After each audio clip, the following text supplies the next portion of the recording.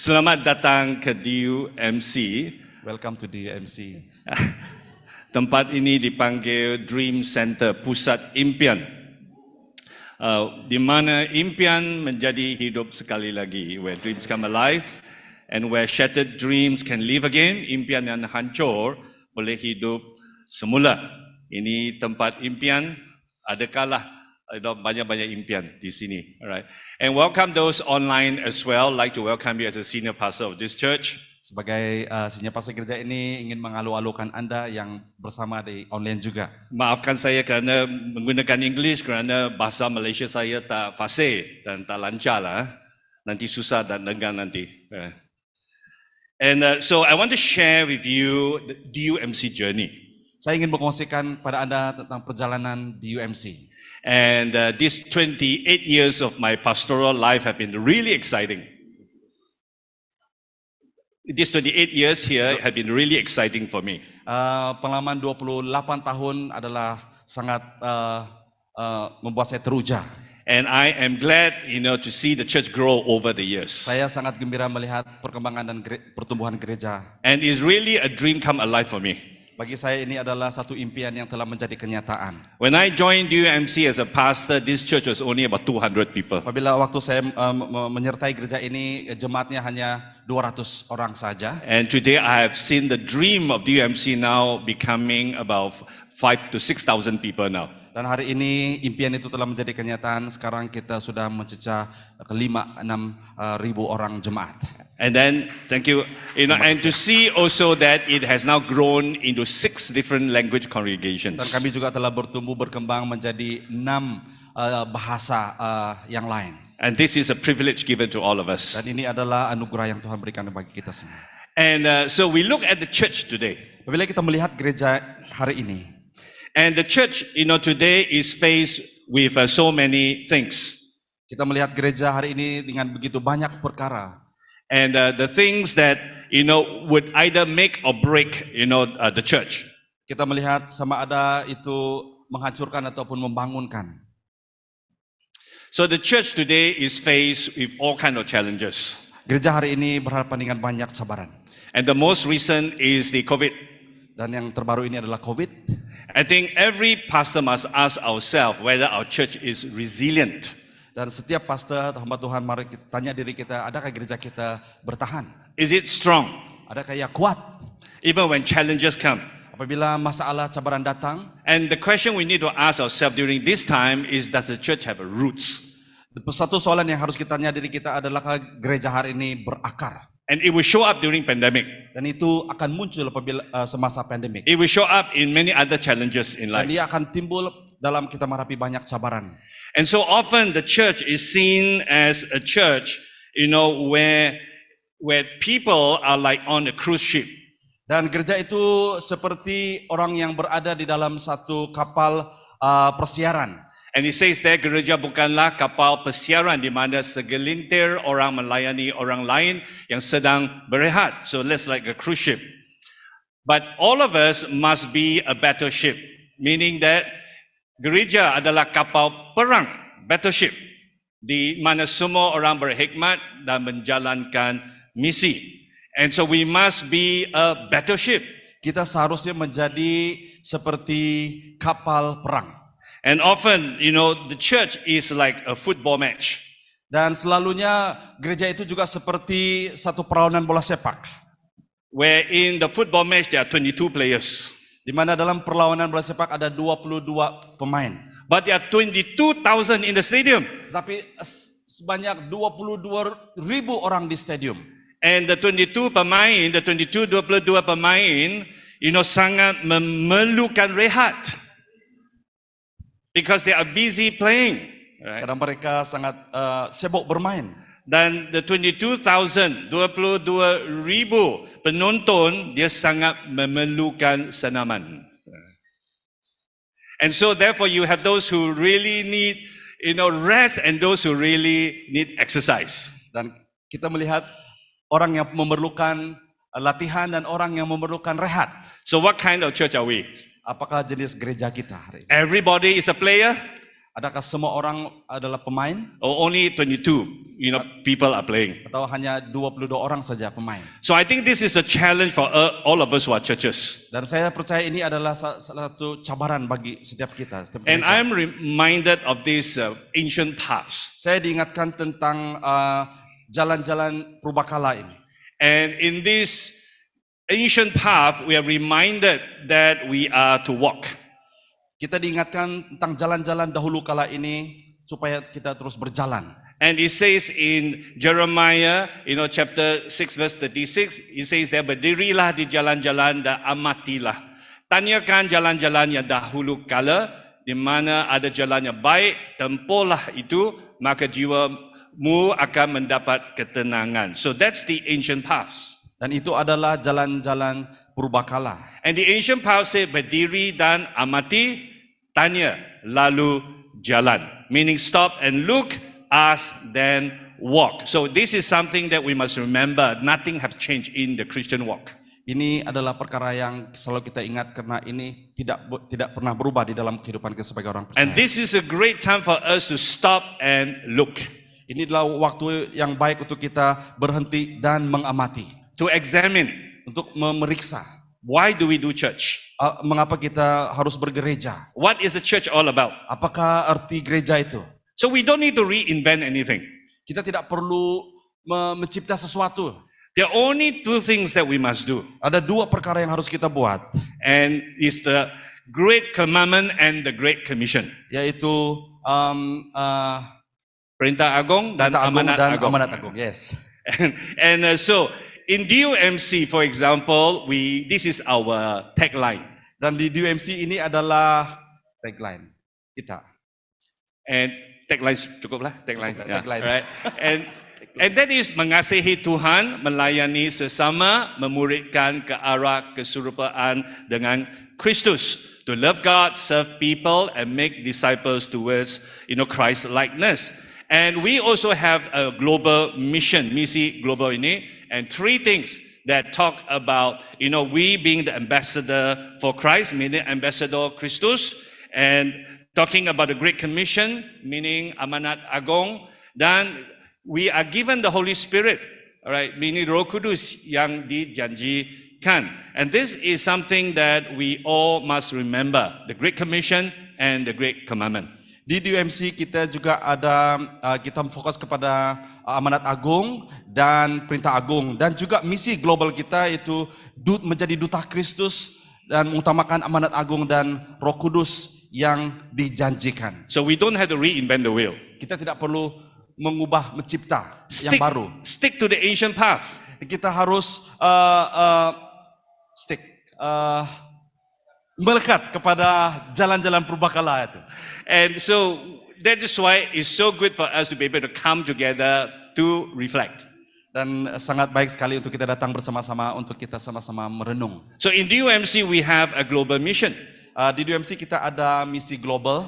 And we have, 13 missionaries out in the different parts of this world. Kami ada 13 missionaries di merata-rata tempat di seluruh dunia. And so we don't live just for ourselves. Kami tidak hanya hidup untuk diri kami sendiri. We think about our mission call. Kami juga melakukan misi. Not only we are blessing to Malaysia, we are also a blessing to where God will call us in other nations. Bukan hanya menjadi berkat di Malaysia, tapi kami juga menjadi berkat di mana Tuhan telah manggil kami. And so let's look at the history of DUMC. Mari kita melihat sejarah DUMC Just to encourage you. untuk mendorong kita hari ini. When we started, we were also very small. Apabila kami memula dengan sangat sedikit But we have a dream. dan kami ada impian. We wanted to see how our church can be a blessing to many. Kami mau melihat supaya bagaimana gereja ini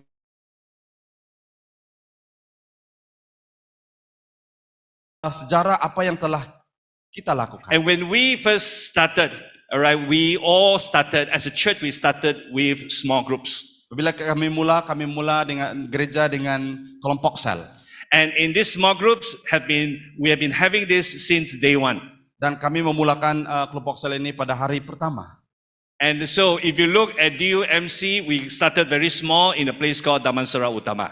Kalau kita lihat kami memulakan DMC di tempat yang dipanggil Damansara Utama. That's why you wonder why we are in section 13.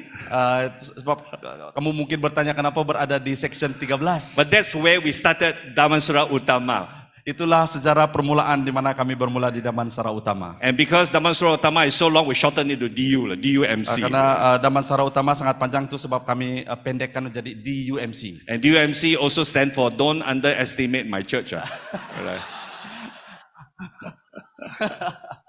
I don't know how you interpret that. Underestimate. Jangan memandang rendah gereja kami. And so, from a small building, as we grow, God continue to, move us to a larger place because of the size of the congregation. Oleh karena perkembangan anggota jemaat, kami mulai pindah ke bangunan yang lebih besar. And then we went to Taman Mayang. Kami pergi ke Taman Mayang. And it was in 1993 that we launched ourselves as a cell church. Pada tahun 1993 kami telah melancarkan gereja kami sebagai gereja sel. And so this is about 20 over years now. Dan sekarang ini sudah lebih 20 lebih tahun. And I joined in 1994. Saya telah menyertai pada tahun 1994. And that I was actually employed to look at this whole area of the cell church. Dan saya telah diberi tugas untuk melihat bahagian gereja sel ini. How can we take the cell church and implement it in the size of, at that time we were probably about 400 people. Bagaimana mengambil prinsip sel ini untuk diimplementasi kepada jemaat yang 400 lebih pada waktu itu. And that's when things began to happen. Dan pada waktu itulah suatu hal yang luar biasa mulai terjadi. And the church continued to grow, and we moved to a theater called in Sipak called Ruby Cinema. Dan gereja mulai berkembang dan itu kami pindah lagi ke satu tempat yaitu di Sipak. And it grew even larger, and that's why we ended up here in DUMC in section 13. Dan dia terus bertumbuh menjadi lebih besar lagi, itu sebabnya kita sekarang berada di tempat ini. And then we continue to grow, and now we have 6 language congregations. Dan kita terus berkembang menjadi 6 jemaat yang beribadah bersama. And so you see on the screen we have the English, Bahasa, the Chinese, the Tamil, the Myanmar, and the Nepali. So the 6 language Kalau congregations. Anda melihat di screen ada jemaat Inggris, Bahasa, Chinese, Tamil, Myanmar, dan Nepal. And we also have this fellowship group for the Filipino, Iranian, and the Telugu. Kita juga ada persekutuan di kalangan orang Filipina dengan Iran dan Telugu. And so we have something like about 400 cell groups now. Kita ada lebih kurang 400 lebih cell group sekarang. And about 6,900 cell group members. Kita ada lebih kurang 6,000 lebih anggota sel. So we have more people in the cell group than in our weekly celebration. Kita lebih ramai orang yang menghadiri pertemuan sel berbanding dengan pertemuan hari Minggu. And so as we look at our history, let me just give you a quick snapshot here. Apabila saya ingin membawa kita melihat dengan cepat sejarah UMC. So 1980 we were established, which is how we all started. So this is about 22 years ago. 22 tahun yang lalu, 1980, permulaan penubuhan di UMC. Sorry, 42 years ago. 43. 43. Yeah, I lost touch already. So, but in 1986, right, was a very important year for us because we had a powerful visitation of the Holy Spirit. 1986 adalah satu peristiwa yang sangat luar biasa di mana terjadi pencurahan Roh Kudus. And then in 1993, that's when we launched ourselves out as a cell church. Dan 1993 kami telah melancarkan gereja sel. And then after that came the different congregation that were established. Dan kemudian lahirlah jemaat dalam bahasa lain. One of the dream for me actually is to see how we can impact, the diaspora in our nation. Salah satu impian saya adalah bagaimana kita memberi impact kepada orang-orang diaspora, orang-orang yang diaspora. And there are so many of them here. Dan karena terlalu ramai mereka yang ada di sini. And God has a privilege of helping us to start the Myanmar service. Dan Tuhan telah memberikan kita privilege untuk memulakan pelayanan seperti Myanmar. And that's in 2010. That's in 2010. Itu bermula pada 2010. And over the many years now, from 10 people, it has now become almost 2,000 people. Daripada 10 orang dan sekarang ini telah berkembang menjadi 10 That 2000 to about 2000. 2,000 About people. Yeah. 2000 sekarang. And now we are sending many of them now back to Myanmar. Dan kita telah mengutus mereka kembali ke Myanmar. So we train them here. Kita latih mereka di sini And we have hundreds of missionaries now going back to Myanmar. dan ratusan misioneri yang telah kita latih dan kita utus kembali ke Myanmar.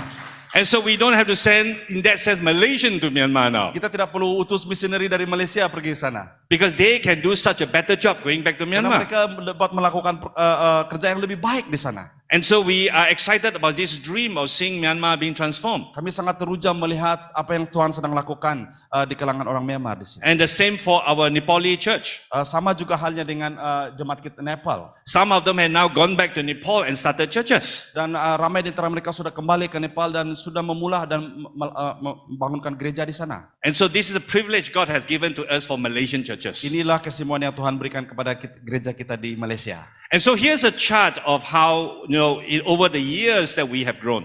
Dan ini adalah carta yang kita melihat bagaimana kita telah bertumbuh. And it is, I want you to notice 1994 when we, started out as, a cell church. Dan saya mau Anda melihat, beri perhatian kepada tahun 1994 di mana kita telah mulakan gereja sel.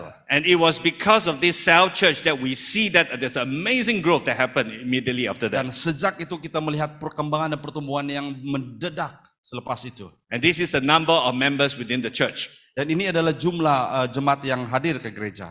And this is a chart of the number of cell groups in the church. Dan ini adalah carta yang menggambarkan tentang jumlah sel gereja, sel group. And if you notice the same thing, is the moment we launch out ourselves as cell church, it started to grow. Dan ini kita melihat bahwa sejak pelancaran ini gereja bertumbuh. And that is why we have been, teaching this cell church principle for many years now. Itu sebabnya kami mengajar ataupun melatih dalam gereja sel ini beberapa tahun yang lalu. Now, one of the things in the earlier years when we launched ourselves as a cell church. Salah satu perkara yang terjadi sejak kami melancarkan gereja sel ini. Now, at that time, we were thinking about possibly that there could be persecution in our nation. Kami mungkin berpikir pada waktu itu mungkin akan ada penganiayaan terjadi di gereja kita. And we were saying that if persecution comes and our church is shut down, what do we do? Kalau sekiranya penganiayaan terjadi dan gereja ditutup, apa yang harus kita lakukan? Because at that time, it was already happening in China. Dan karena itu sudah terjadi di China. And although the communist government shut down the church, Walaupun kerajaan komunis menutup gereja, and within about 10 to 15 years, the church have grown 10 times. daripada 10 ke 15 tahun gereja itu telah bertumbuh 10 kali ganda. Why did that happen? Mengapa harus terjadi? Because they went into what they call house churches. Karena mereka telah pergi kepada gereja yang dipanggil gereja rumah. Although they shut down the main church, Walaupun gereja utama ditutup, God's people continue to be church wherever they are. dan orang-orang percaya terus menjadi gereja dimanapun mereka berada. And so we were thinking to ourselves, Dan kami berpikir tentang hal ini, what if one day, the door of our church is shut down? kalau sekiranya apabila gereja kita ditutup, How does DUMC survive? bagaimana gereja DUMC bertahan? So I remember every year we have what we call a cell Sunday. Dan saya masih ingat bahwa setiap tahun kita adakan ibadah yang dipanggil ibadah sel. And so for every year, once a year, we close the church service. Dan dalam satu kali dalam setahun kita akan tutup gereja. We have all our members meet in the home. Dan setiap jemaat kita beribadah di rumah. And the cell leader becomes the preacher. Dan ketua sel itu yang menjadi pengkhotbah. And others become worship leader. Dan yang lain menjadi pemimpin pujian. And they do church at home. Dan mereka melakukan kegiatan gereja di rumah. And so once a year we practice how to have the church shut down and have church at home. Satu kali dalam setahun kita melatih bagaimana melakukan gereja di rumah. Until so much so that our church grew so big that we could not do that anymore. Dan apabila gereja kita sudah berkembang menjadi begitu besar dan sampai kita tidak dapat melakukan hal itu. And so we never got it tested. Dan itu tidak pernah diujikan. And so, what will happen today if, our church door is shut? Apa yang akan terjadi apabila gereja kita hari ini ditutup? Will DUMC survive? Adakah DUMC boleh bertahan? I don't know. Saya tidak tahu. Until the pandemic. Sampai pandemik tiba. Pandemic shut down the door of the church. Pandemik telah menutup pintu gereja. And when the door of the church is shut down, the church continue. Apabila pintu gereja ditutup, gereja terus bergerak. Every cell group become a church by itself. Setiap kelompok sel menjadi gereja. They watch over each other. Mereka saling memperhatikan di antara They sesama care lain. for one another. Mereka mengasihi di antara sama lain. So the question for us as a church is this. Persoalan untuk kita sebagai gereja hari ini, Are we persecution proof? adakah kita menjadi gereja kalis penganiayaan? Are we now pandemic proof? Adakah kita menjadi kalis pandemik? It may be COVID-19 today. Mungkin karena COVID-19. It could be COVID-25 tomorrow. Mungkin itu boleh menjadi COVID-25 besok. So are we ready? Adakah kita bersedia? So during this pandemic, Semasa pandemik ini, of course, thank God for the online. kita bersyukur kepada online. In fact, the online grew so big for us. Dan malah online menjadi lebih besar bagi kami. Because we have easily, I think, anywhere between 6,000 to 10,000 people online. Dan daripada 6.000 ke 10.000 orang mengikuti ibadah secara online. And so we keep track of all 6 congregations. Dan kami keep track. Semua 6 jemaat. And so we know how many people are coming online. Kami tahu, kami dapat mengenal pasti berapa orang yang mengikuti ibadah secara online. And behind all the screen are 1 or 2 or 3 people. Karena di belakang screen mungkin ada 2 ataupun 3 orang yang mengikuti ibadah. And so we were looking at online, maybe 6,000 online. Kita melihat mungkin ada 6.000 orang mengikuti ibadah secara maya. So that could be 10,000 or 15,000 or 20,000, I don't know. Mungkin ada 10.000, 15.000, kita tidak tahu. And I have no idea how every of this person online, how's their spiritual life. I have no idea. Saya pun tidak begitu pasti bagaimana kehidupan rohani mereka yang mengikuti ibadah secara online. These may be big numbers. Mungkin ini jumlah yang besar. But as a pastor, I have no idea how my sheep is. Sebagai seorang pastor, saya mungkin tidak tahu bagaimana keadaan jemaat saya. How would I know Bagaimana saya tahu whether they are okay? semada mereka baik? I remember getting a phone call from Indonesia. Saya teringat saya mendapat panggilan telepon dari Indonesia. And this pastor friend of mine called up from Medan. Dan kawan saya dari Medan menelpon saya. And he said to me, how many of your people will remain after the pandemic? Dia bertanya berapa ramai ke orang yang bertahan selepas pandemik. And so I asked him, why do you ask this question? Saya bertanya, kenapa Anda bertanya soalan tersebut? He said, the churches that I know of in Indonesia, only 20% I think will come back. Gereja di Indonesia hanya 20% saja yang akan kembali selepas pandemik. I said, how do you know it's 20%? Dan saya tanya, bagaimana kamu tahu 20%? Because only 20% of the people are online. Sorry. Only 20% of the people are online. Karena hanya 20% saja orang yang mengikuti ibadah dalam talian. I don't know what happened to the 80%. Saya tidak tahu apa yang terjadi kepada yang 80% lagi. So he asked me, Pastor, in DUMC, how many people will remain? Dan dia bertanya kepada saya soalan yang sama, Pastor, bagaimana berapa ke orang yang akan bertahan? I told him, I'm confident that at least 80% of my people will come back. Dan saya memberitahu dia dengan yakin, saya katakan 80% jemaat saya akan kembali. Then he said, how do you know? Dan dia bertanya, bagaimana kamu tahu kan hal ini? I said, very simple. Saya katakan sangat I sederhana. monitor cell group attendance. Karena saya mengikuti perkembangan sel group, kelompok sel. And so this chart here about online service, I'm not impressed. Di dalam cerita ini Anda boleh melihat ibadah ini, ibadah online. So in that sense, I wanted to know whether our people are attending cell group. Karena saya benar-benar ingin tahu sama ada jemaat saya mengikuti ibadah melalui talian. And in the past, I have difficulty getting my cell group leader to mark attendance. Karena sebelumnya saya menghadapi masalah untuk pemimpin sel group saya untuk mengambil kehadiran.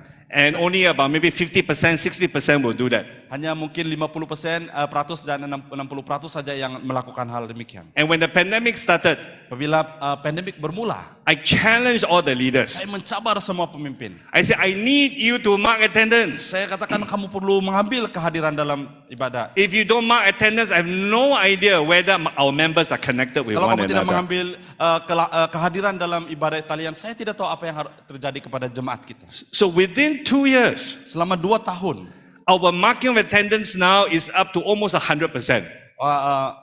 pengambilan kehadiran di dalam ibadah hampir 100%. That means our cell attendance now is almost 100% accurate. Dan kehadiran dalam kelompok sel hampir 100%. So pandemic is good for us. Dan pandemik ini bagus untuk kita. It helps the leaders to be disciplined. Membantu pemimpin untuk lebih berdisiplin. And so, like I said, this chart is not the most important.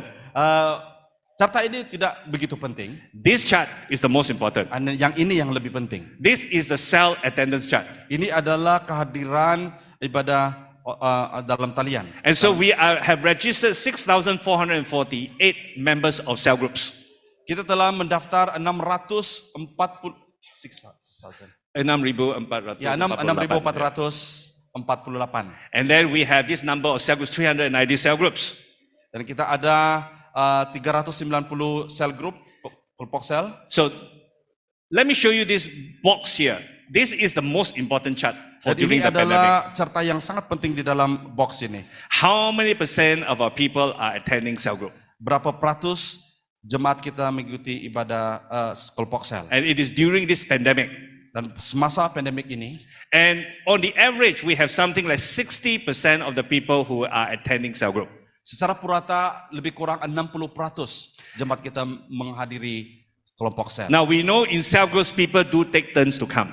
Dan kita tahu bahwa di dalam kelompok sel jemaat mengambil giliran.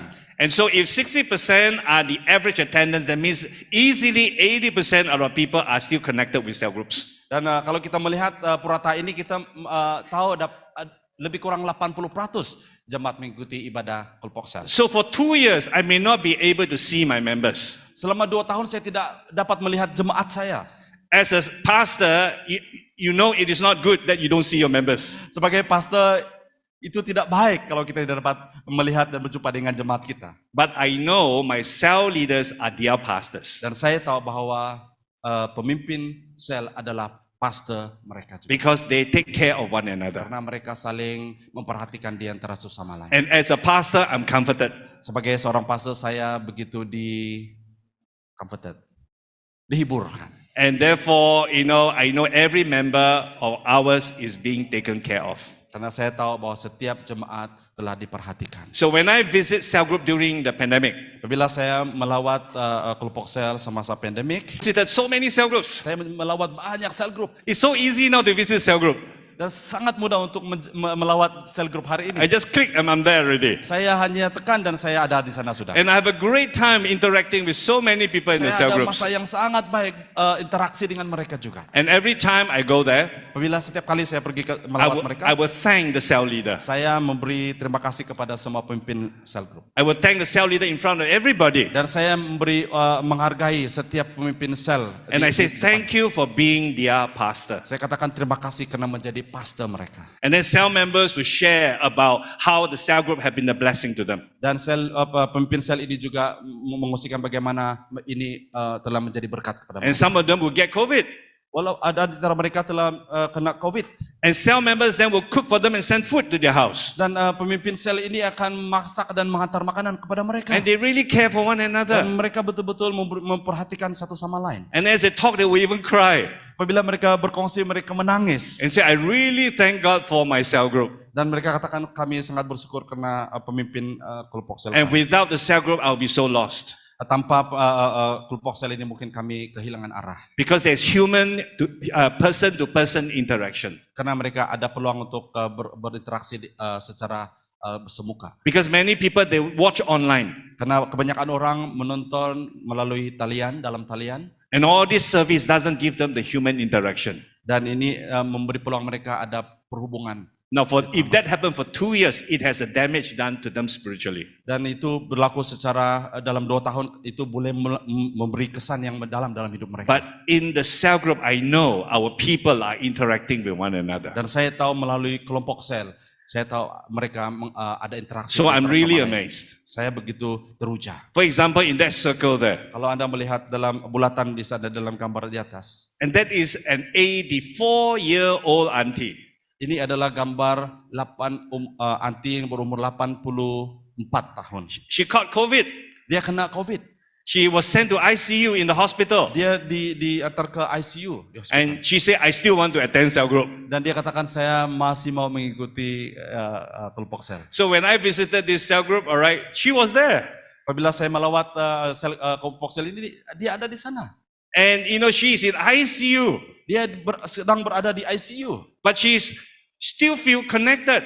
Dia masih merasakan kedekatan. And I was so encouraged by Auntie Sim. Dan saya sangat diberkati dengan Antisio. And then we also see, you know, I went to a cell group. I also saw 2 groups of people. They are from overseas. Dan apabila saya melawat kelompok sel yang lain, saya juga mendapati ada jemaat dari luar negara. So we have opportunity now from cell members who have gone overseas now to connect even to the cell group. Dan kita juga ada peluang jemaat kita yang sudah pergi ke luar negara dan telah connected kembali dengan And I also noticed another 2 person in 2 different cell groups. Dan kita melihat ada 2 orang ini di dalam cell group yang berbeza. They are actually refugees here in Malaysia. Mereka adalah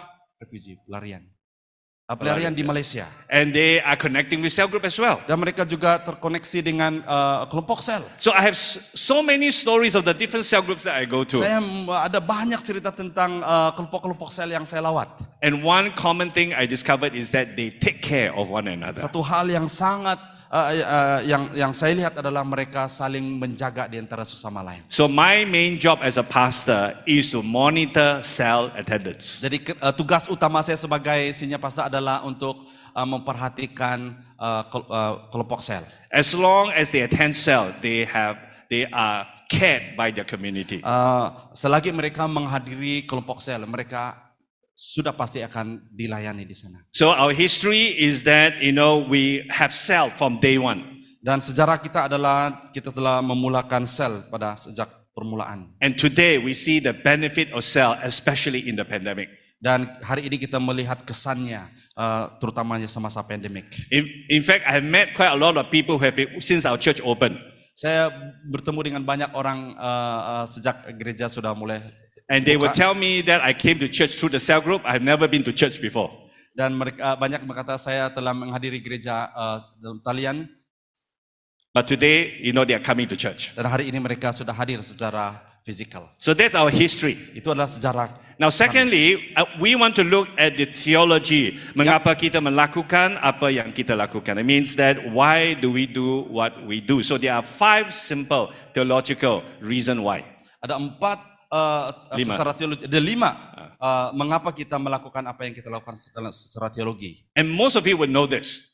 Dan kebanyakan kita tahu ini. And the first one, of course, is from the early church. Yang pertama adalah daripada gereja awal. And we know from Acts chapter 2, verse 42 to 47. Dari Kisah Para Rasul 2, 42 sampai 47.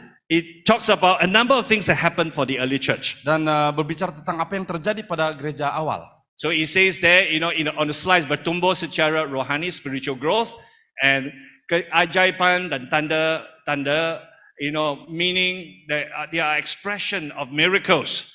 And then we're talking about, you know, berkongsi antara sama satu lain, the meaning that they are already, you know, connecting with each other, and then they love meeting, suka berkumpul, they love meeting bersama setiap hari, every day. All right, not only at home di rumah, also in the temple, right? In the temple of God, and also, you know, they are a witness. They are saksi yang menajubkan kepada community. They saw the small church, and they were excited about the witness.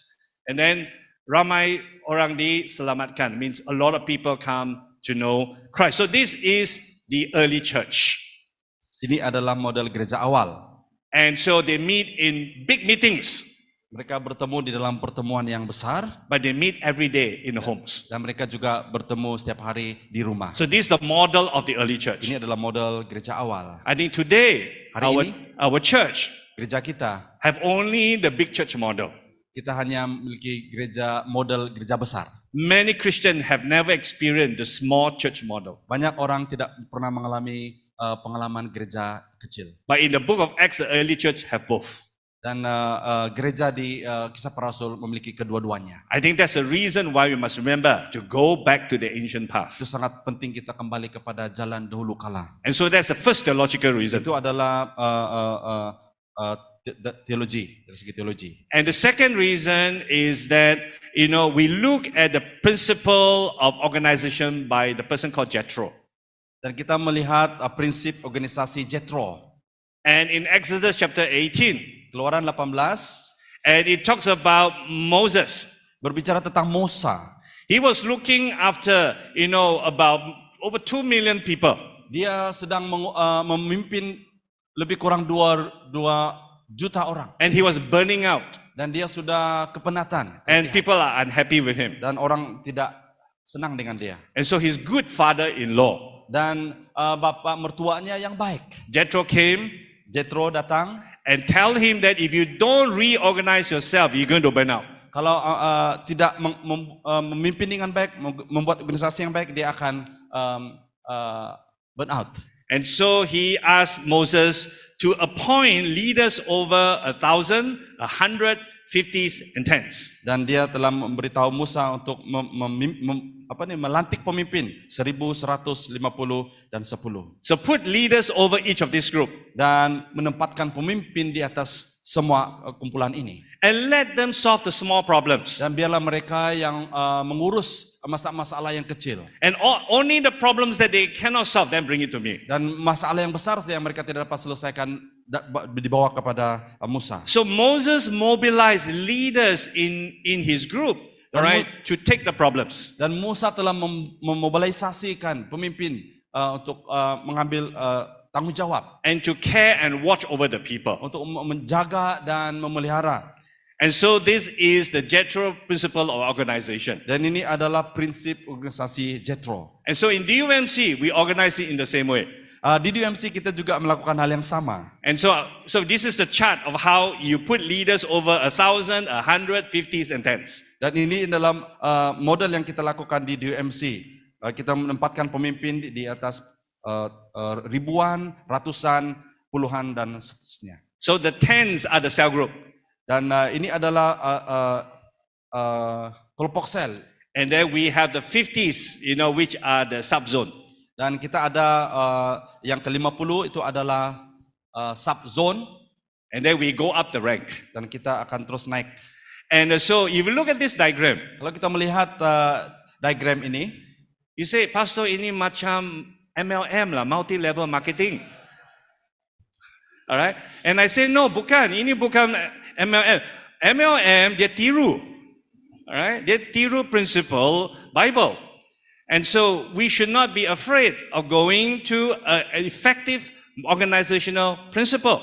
kita jangan takut untuk melakukan ataupun membuat organisasi yang baik. Because the church lost it. Karena hari ini gereja telah kehilangan ini. The business will pick it up. Dan dunia bisnis di luar telah menggunakannya. But church, we must take it back.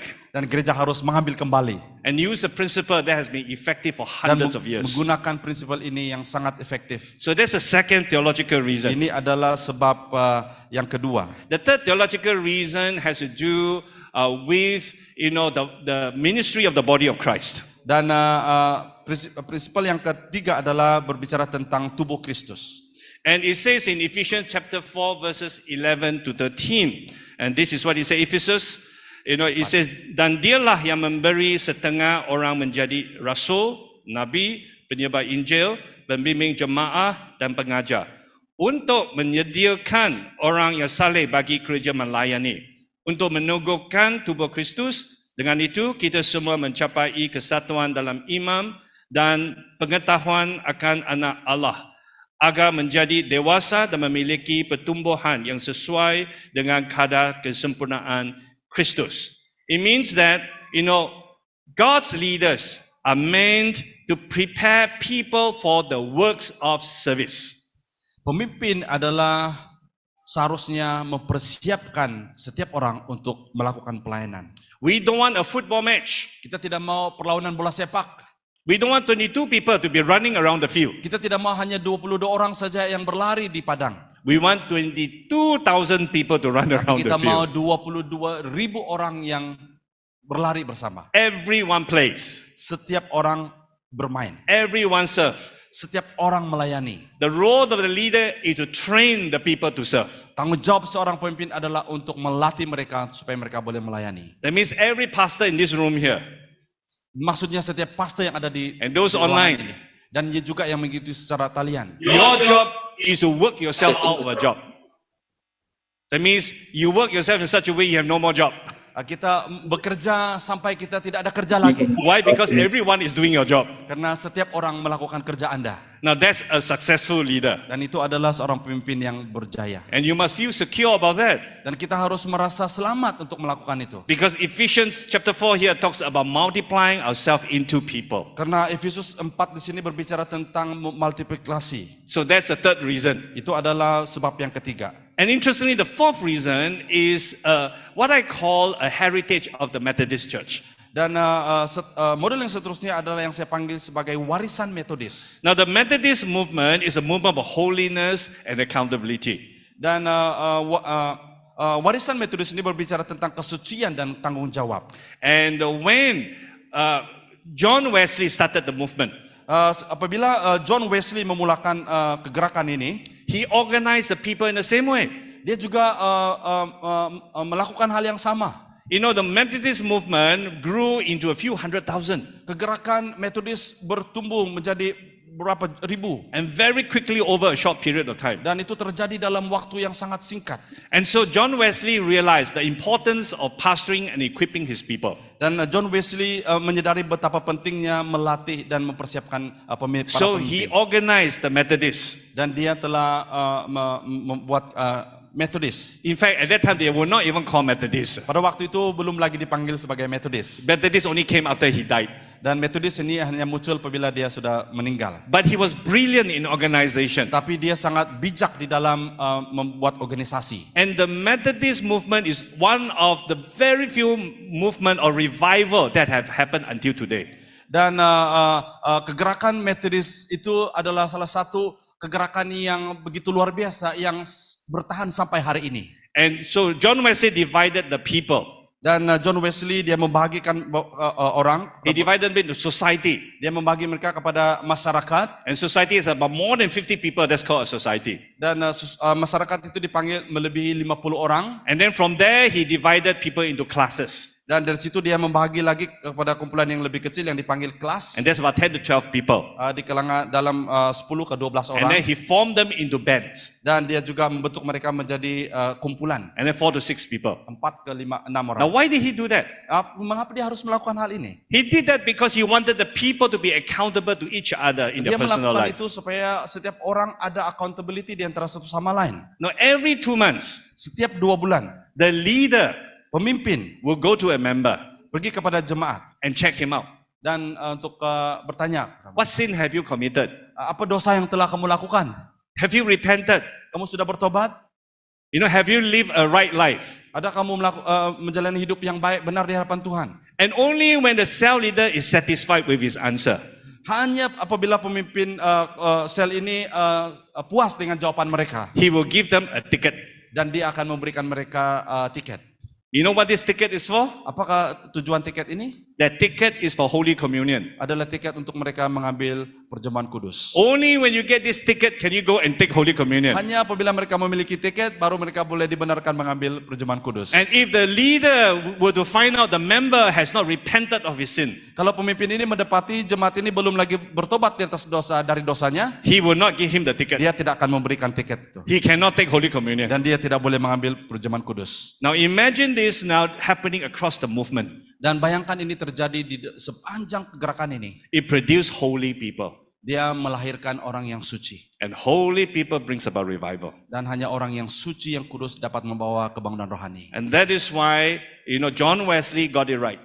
Itu sebabnya John Wesley benar dalam hal ini. While he has thousands of people who come to know Christ, Dia telah membawa ribuan orang datang kepada Yesus. he formed them into small groups Dia membentuk mereka di dalam kumpulan kecil so that they can keep each other accountable. supaya mereka boleh accountability di antara sama lain. And so that is, the fourth reason. Itu adalah sebab yang keempat. And the fifth reason is our ancient past. Dan sebab yang kelima adalah jalan-jalan berbakalah. And that is, bringing the kingdom of God now into our world. Itu membawa kerajaan Allah keluar. Because all of us, when we become Christian, we carry the kingdom of God. Setiap orang yang menjadi Kristen, kita membawa kerajaan Allah. It is not a physical kingdom. Itu bukan berbicara tentang kerajaan secara fisikal. The physical kingdom will come when Jesus comes. Kerajaan secara fisikal itu datang apabila Yesus datang. But the kingdom of God that is here is in the hearts of people. Kerajaan Allah itu adalah di dalam hati kita. So wherever people are, Di mana kita berada, you bring the kingdom of God there. kita membawa kerajaan surga di sana. And I call this the kingdom invasion, to Ini yang invade the community. Ini yang dipanggil invasion,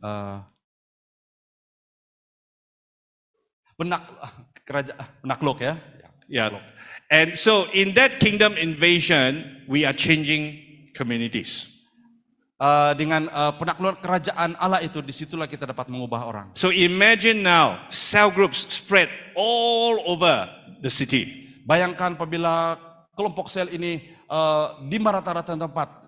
And so we have 400 cells in the UMC. Kita ada 400 kelompok sel di DUMC. Imagine these cells are on the streets of Kuala Lumpur and Petaling Jaya. Bayangkan semua kelompok sel ini berada di sekitar Kuala Lumpur And all the way to Klang. dan pergi ke Klang. We even have some in Rawang. Kami ada juga di Rawang. And imagine now with me, Dan bayangkan bersama saya hari ini, if every church does this, apabila setiap gereja melakukan hal yang sama, I think every street in Saya- Kuala Lumpur will have the kingdom of God. saya sangat percaya setiap lorong-lorong di Kuala Lumpur akan ada gereja. Because where God's people are gathered, Karena apabila setiap orang percaya berkumpul, that's where the kingdom of God is. disitulah kehadiran kerajaan Allah. We tend to think the kingdom of God is coming to church, Kita selalu berpikir kerajaan Allah itu ada di gereja. but the kingdom of God is out there. Tapi kerajaan Allah itu ada di luar sana. And cell group will bring blessings to the community. Kelompok sel itu menjadi berkat kepada komuniti yang ada di sana. And so these are the 5 theological reasons. Ini adalah kelima-lima sebab dari segi teologi. Now let me give you, how we can practically do this. Dan hari ini saya akan kongsikan tentang bagaimana kita melakukannya secara praktik. Because the power of cell is in these small groups. Karena kuasa kekuatan sel itu ada di dalam kelompok kecil. And so there are a few reasons I gave you there. Ada beberapa sebab saya And these are reasons of how we develop leaders, dan ini adalah sebab bagaimana kita harus dapat membentuk pemimpin. how we exercise spiritual gifts. Bagaimana kita mempraktikkan karunia rohani. And it's so much easier to mobilize, people to serve. Dan mudah untuk memobilisasikan pemimpin untuk And melayani. because they are seeing each other weekly, Karena mereka bertemu dalam minggu. they are holding each other accountable. Mereka saling accountability di antara sama lain. And then they continue to care for one another. Mereka terus-menerus memperhatikan di antara sama lain. Now I want to show you a statement here. Saya ingin berkongsi tentang satu kenyataan di sini. Now this is a statement of philosophy. Ini adalah penyataan falsafah. And in this statement of philosophy, this is how we do cell group. Dan filsafat ini bagaimana kita melakukan pelayanan kelompok sel. So let me just read it to you, then I'll explain. Dan saya akan izinkan saya baca dan saya akan jelaskan selepas. And so here's the falsafah pelayanan. It says there, the kelompok sel menjadi blok bangunan asas atau community untuk semua pelayanan gereja. Gereja terbentuk daripada mereka dan merupakan jumlah daripada mereka. Kelompok sel tidak pernah bertumbuh lebih besar daripada 15 orang dan membiak multiplier apabila mencapai angka ini. Tiada aktiviti lain yang wujud dan persaingan dengan sel. Segalanya di dalam gereja adalah lanjutan daripada mereka dan mengalir dari kekuatan gabungan mereka. Falsafah pelayanan kami adalah selaras dengan Efesus 4, 11 to 16 yang pada dasarnya menghendaki semua ahli atau penyembah DUMC menjadi ahli kelompok sel supaya mereka boleh terlibat dalam pelayanan pembangunan dalam dan penginjilan di luar, yaitu gereja-gereja pelayaran. Now this is a statement that we use. Ini adalah penyataan yang kita gunakan. And we keep to that philosophy. Dan kita fokus kepada penyataan ini. So let me explain what it means. Izinkan saya jelaskan. Alright, so number one is that everybody, setiap orang menjadi anggota kelompok sel. Alright, so everybody belongs to the cell group.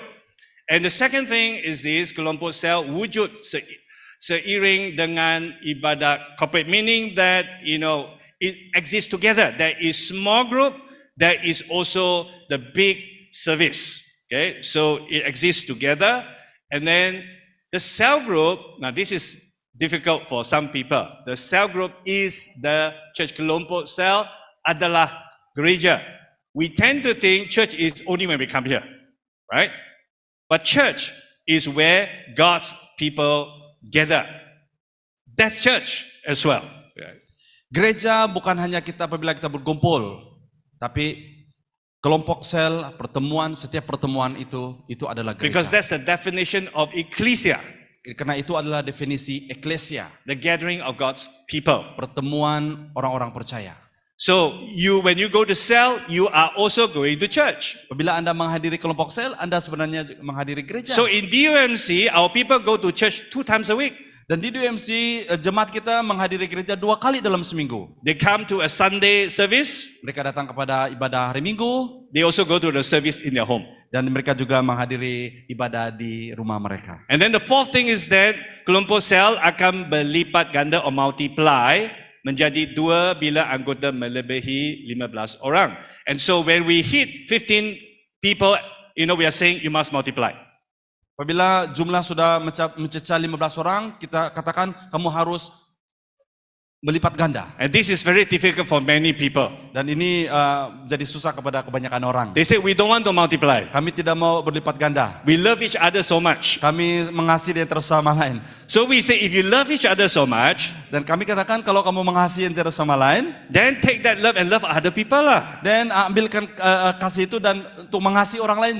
And so this was the most difficult when we first started out the cell church. Ini adalah hal yang sangat susah apabila kami memulakan pelayanan gereja sel. But over time now, every cell know if they grow to a certain number, they have to Tapi multiply. sekarang ini setiap kelompok sel yang sudah berkembang menjadi 15, mereka harus tiba masa untuk melipat ganda. And then the fifth characteristic, tidak ada sebarang aktiviti yang menjadi pertandingan dengan kelompok sel.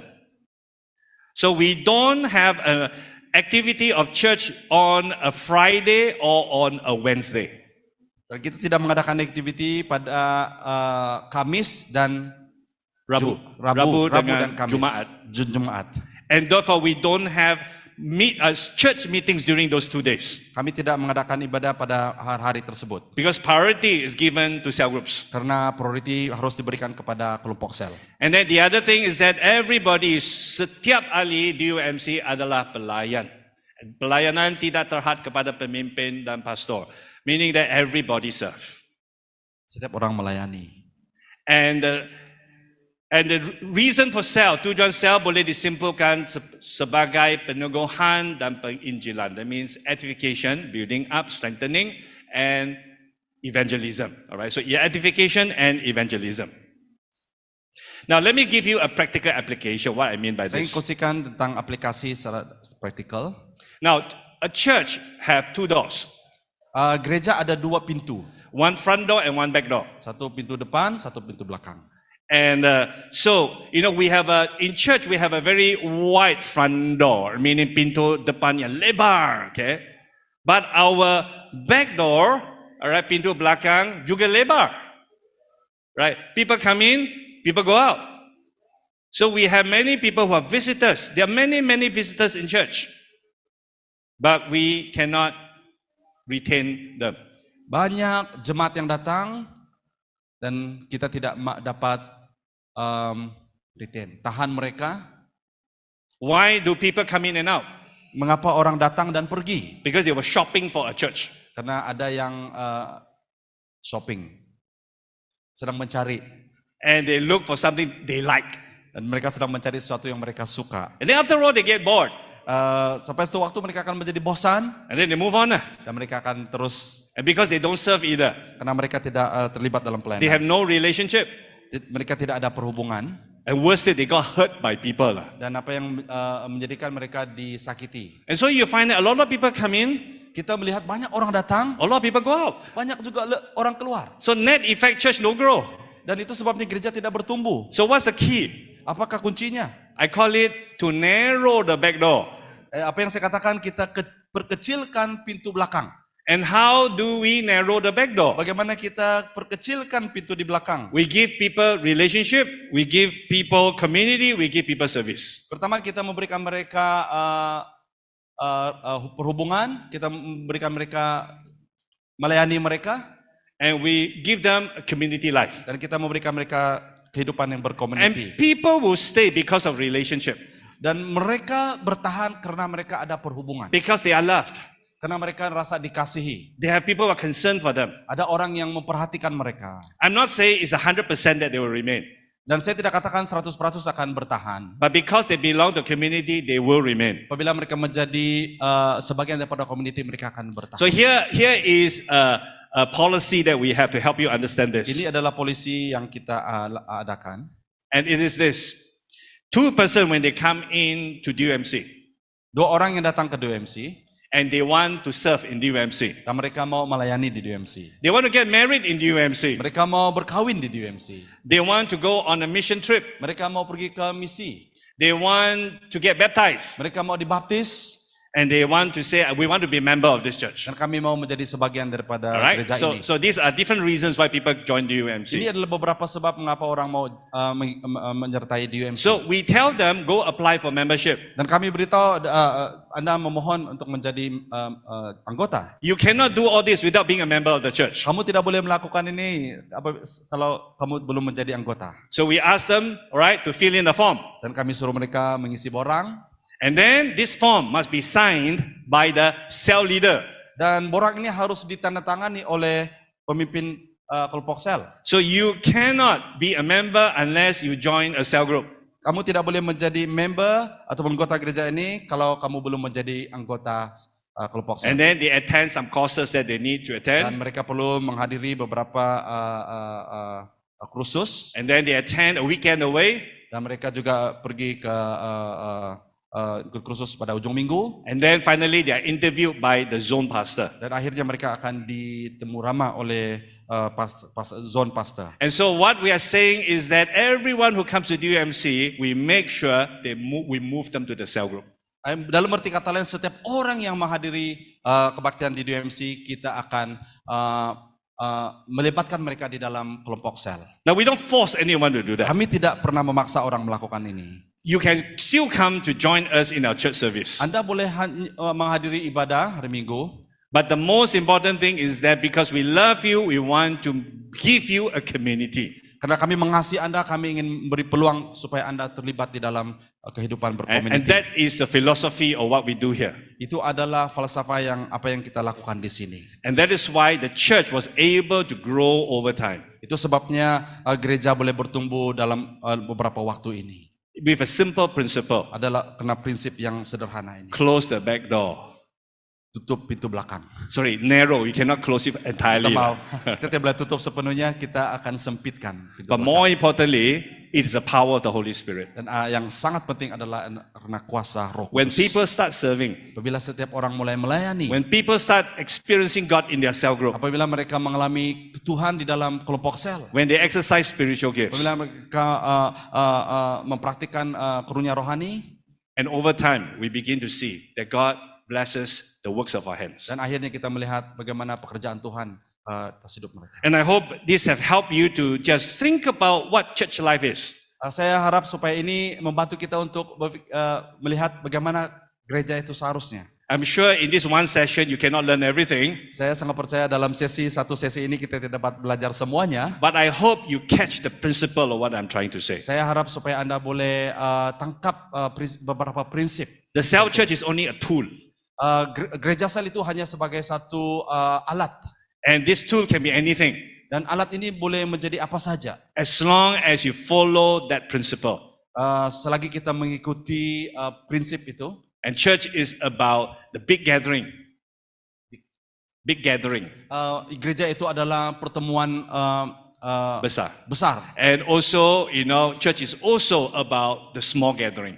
Gereja itu juga adalah pertemuan kecil. We need both. Kita perlukan kedua-duanya. And when we do that, we bring life to the church. Apabila kita melakukan ini, kita membawa hidup di dalam gereja. Amen. Amen. All right, so God bless you, and I Tuhan hope you berkati. have a good rest of the conference. Saya harap supaya Anda akan terus enjoy di dalam Let conference me yang just seterusnya. pray for all of you. Mari saya ingin berdoa untuk Anda semua. Holy Spirit, Roh Kudus, we thank you that you are here. kami bersyukur karena Engkau ada di sini. You are our teacher. Engkau adalah guru agung kami. You will teach us how to do church, Engkau akan mengajar kami bagaimana melakukan gereja. because the church belongs to Jesus, Karena gereja milik Yesus Kristus. and you are the Spirit of Christ. Engkau adalah Roh Kristus. So we ask you that you will teach us Kami mohon supaya Engkau ajar kami to think about the works that we do, untuk memikirkan pekerjaan yang kami lakukan. that it will be effective, Dan akan menjadi efektif, that berkesan, it will be life-giving, akan memberi hidup. but most of all, it will honor Jesus. Dan yang paling penting adalah untuk memuliakan Tuhan Yesus. So Holy Spirit, will you Roh teach Kudus, us through Engkau- this conference? Engkau ajar kami melalui conference ini. And we pray all this in Jesus' Dan name. kami mohon semua ini dalam nama Yesus. Amen. Amin. Amen. God Mari bless you. kita beri tepuk tangan untuk Pastor Chris. Thank you Pastor Chris. Terima kasih Pastor Chris.